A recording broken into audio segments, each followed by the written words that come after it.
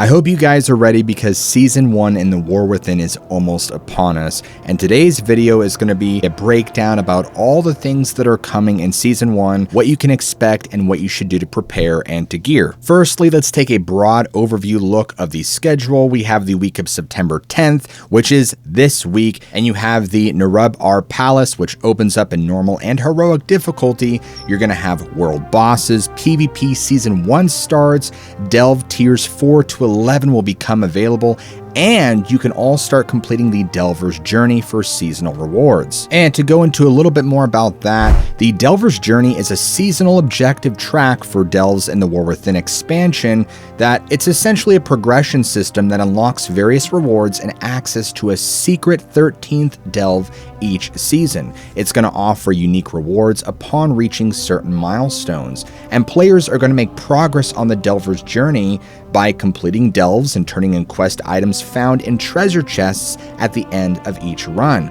Now for Season 1 specifically, completing the Delver's Journey is going to allow players to unlock the 13th secret delve in Aj-Kahed and defeat Zekfir, Hand of the Harbinger. It's connected to a seasonal quest that, when completed, rewards players with exclusive items like toys, mounts, titles, and achievements. Now each journey resets each season, and it offers a new track with new rewards and objectives, etc. To cut the crap, here are the 3 seasonal rewards. You have Nemesis, which is defeat Zekfir in his lair before the release of the next season of Delves, and it rewards Zekfir's raptorial spine. It's a pretty neat cosmetic back piece, but make of it what you will. You have Hunting the Hunter, which is defeat Zekfir in his lair on tier 5 before the release of the next season, and that just gives you the Ascension Breaker title. And the last one is Let Me Solo Him, which again is defeat him in his lair on tier 5 without any other players in your party before the release of the next season. And that rewards you with the Delver's Dirigible Schematic, which is just a mount customization you can use at the rostrum of transformation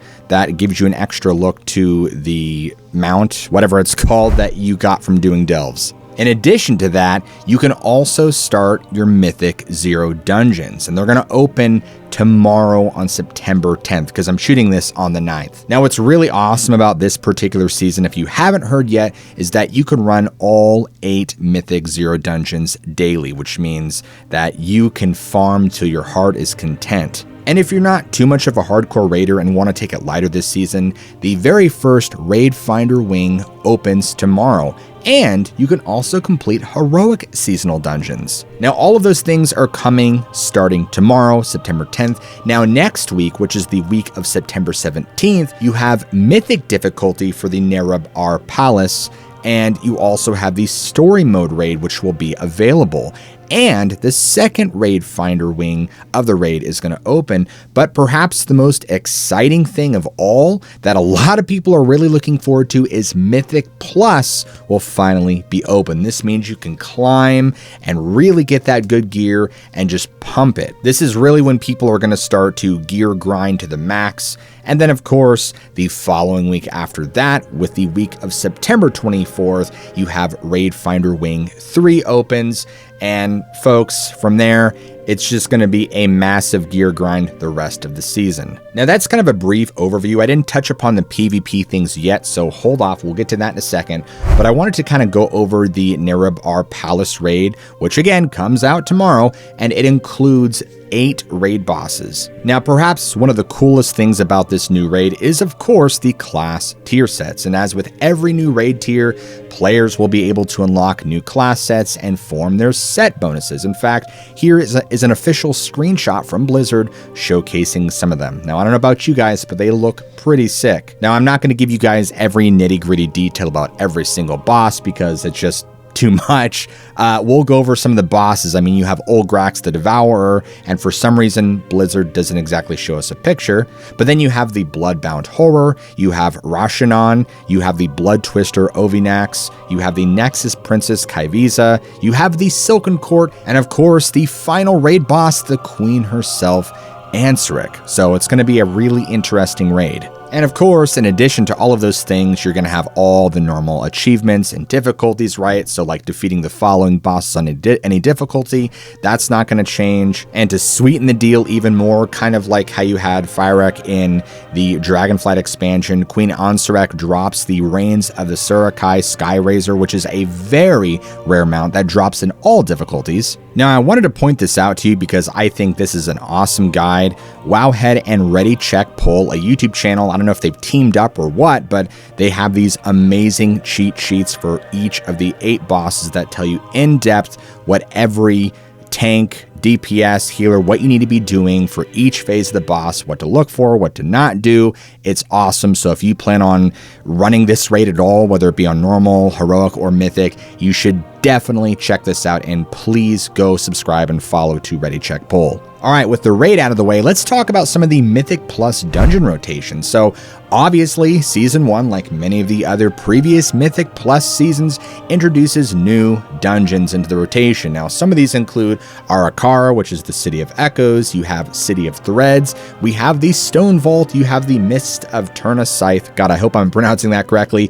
Grimbatal, and a few others. And if you guys can manage to get the Keystone Master achievement, which is like, what, 2,000, 2,200 points, something like that, you can get the cool Diamond Mech Suit. I know about you guys, but I think it looks pretty fancy. Now, if you're an overachiever, you can get the Keystone Hero, which is obtaining a Mythic Plus rating of at least 2,500. So that's for you high-end achievers. And from my understanding, that it rewards this Luminous Nerubian Catalyst Stone, which I believe is a weapon enchantment. Now, lastly, let's talk about the first season of PvP. So, of course, this is going to start a new PvP ladder. There's going to be increased item level gear, fresh rewards, new weapon illusions, cloaks, pennants, a tabard, lots of new stuff, right? So you have the Season 1 PvP Elite Transmog set, all pretty self-explanatory depending on what your PvP rating is. Also, bloody tokens are now obtainable and can be used to purchase war mode gear, which is pretty cool.